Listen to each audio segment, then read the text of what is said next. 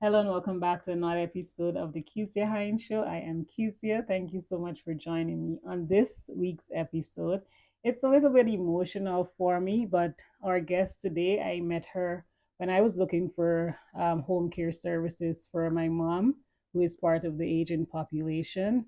So I was introduced to her, and I really was inspired by her story and what got her started. So I invited her to be here on the Kezia Hinds Show and also to give us some insights on home care. So she's the CEO of Bridge of Hope Home Care Services right here in Edmonton.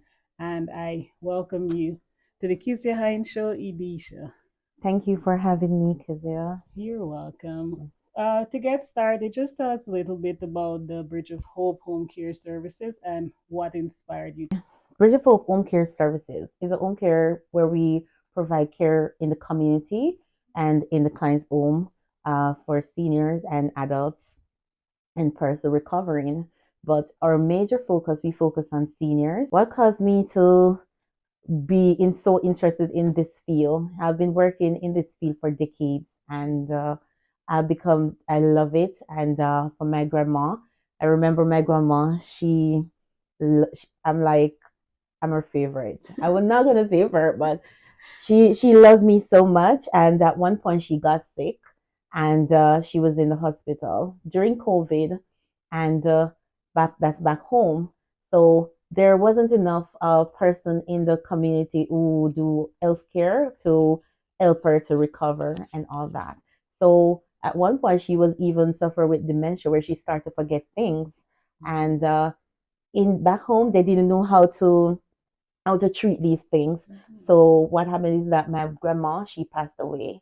And so I said, oh, I want to do this. It caused me to say, I want to do all of this. And Edisha's journey to founding Bridge of Hope is nothing short of inspiring. She is a single mother of three who moved from Ontario to Alberta and faced many challenges, from losing her job while caring for her youngest child to struggling with the lack of daycare support. But instead of giving up, she transformed her hardship into her purpose.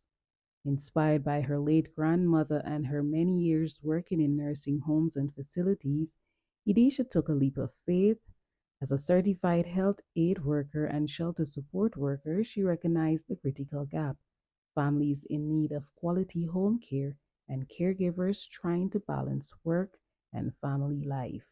And with faith, determination, she built Bridge of Hope Home Care Services from the ground up. You mentioned your grandma being your inspiration and so on. How has the field been for you? yes, it has been good. And what I've seen that uh, they need more of these uh, person to help the seniors in their home. Because what I notice here is that most of our seniors, they feel comfortable getting someone inside their home to care for them than putting them into a nursing home or a retirement or a long-term facility. So I like the fact that going in their home to render care to them would be much ideal and is something that they want. Home care plays a very important role in our healthcare system, especially here in Edmonton and surrounding cities. It allows seniors and individuals with healthcare challenges to remain in the comfort of their own homes, surrounded by family, independence, and their dignity. The Bridge of Hope is part of a growing movement of agencies dedicated to compassionate, personalized care, ensuring that every individual feels seen, valued, and supported. I know the home for seniors, it holds so much memories for them and so much emotional. And leaving Yeah. your home, especially also dealing with sicknesses, I just feel, it kind of deteriorates them a little faster. I'm no medical professional Yes, and you're I true, don't right. have that background, but I feel that if I were to put myself in that position, I feel I would have been deteriorated even faster. Yes, you're right. That's true. And your services also offers comfort to caregivers like myself, because my mom's primary caregiver, but sometimes I needed a break. And one of the things I remember when I first spoke to you, you said, "Let me help you." So what I try to do, I try to go in, talk to the family, and offer the support to them and show them ways and means how to get started with the services. As a lot of our clients, they're like low income persons, right? And some of them, they are not aware that they can be get subsidized to get home care in their home. We try to get the support for them inside their home, and we try to, get them signed up to for the service. And a lot of our clients, the family, they're concerned about the safety of their family members, right? So what we try to do, we try to get person that to tend to them, which is credible. They are they're qualified, and they're under the health aid, the directory, Alberta health aid directory, and they're criminal checked and all of that. So they don't have to be worrying about the safety of their family members. And what I also like about my experience with your service is that it doesn't feel, it feels like she feels like family. It's like if she just fits into what is happening with us, you know? Yeah. So I'm really happy. How do you see home care has evolved over the years? I know you've been in it for a very long time. How has it evolved or changed? Okay, well, what I'm seeing now is that more people, persons are wanting to use the services, and I've seen where they trying to the funding, they're trying to like to get more funding to offer the services in for persons that live in by themselves. For certain type of clients, like persons who has the like dementia and so on, I would still love to see here in Alberta like more support for those type of And people. what kind of services you actually provide in the home? Well, what we provide in the home, what we do the personal care, and we also offer respite. The personal care, it includes bathing and getting them prepared, assist in putting on their clothes and light housekeeping. And for some of them, they're unable to change themselves, so we're able to change their diapers for them and all of that. Yeah, and we do respite care where we just go in and we talk to them, get them engaged in games like some person that has a dementia, we try to do some mind activities that would help their brain to in certain ways. And for some, we just like they like to talk, they like when we come and just keep their company and they just have conversation, they want to talk about their when they were young.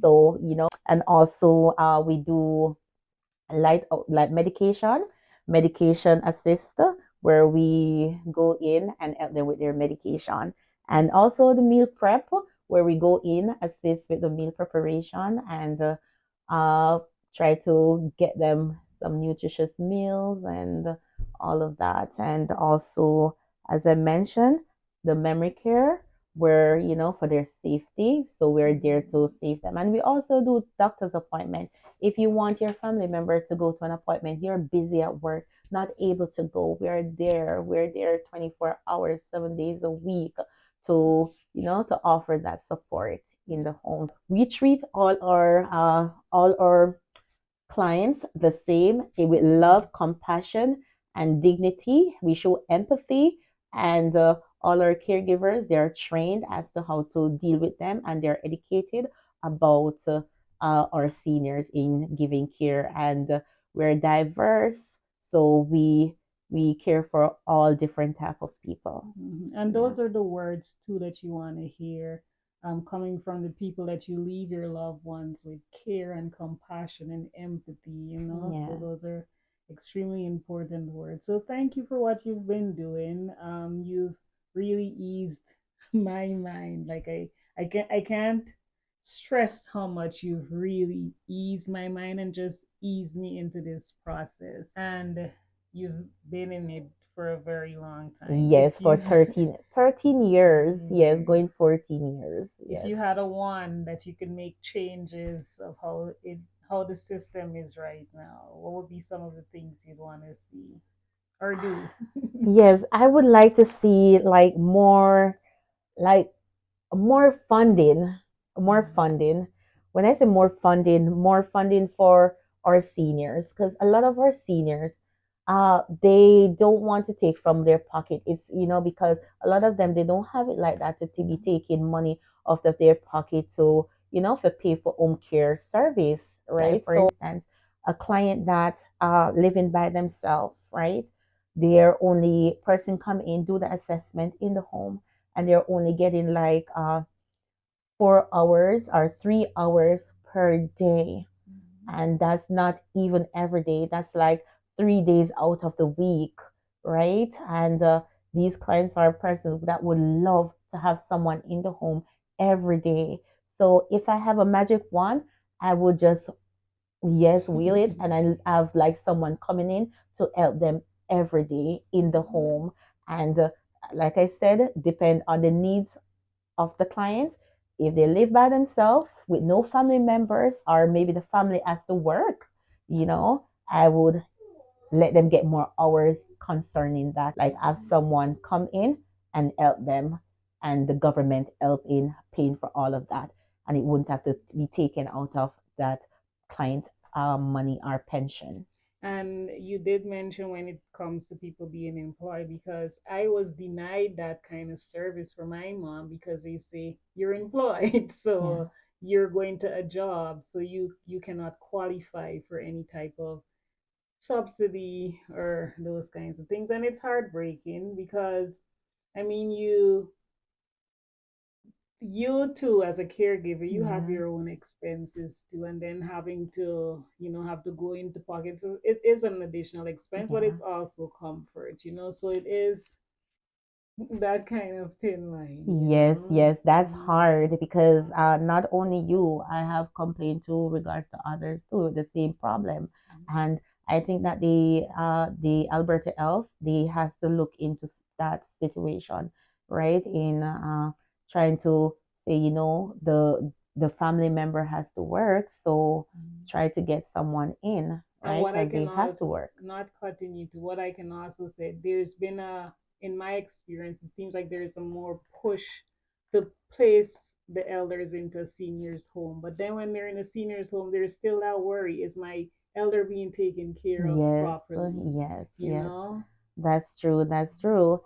And they for seniors, they want to be in their home, Kezia. They want to be in the home, and the system shouldn't force them to be like forcing them to go to a nursing home or a retirement home or a group home or any home. They want to be in their home. So that's why we are here to help them to stay in the home, but is to get you to the right channel to have these person to know to get it. So yes, these person need to stay in their home because they deteriorate fast into a group home, not having there to see their family, their grandkids. It's hard. It is So I hard. understand and I imagine how you Mhm. feeling. Because there's that also traditional need to Yes. take care of your own seniors. Right, right.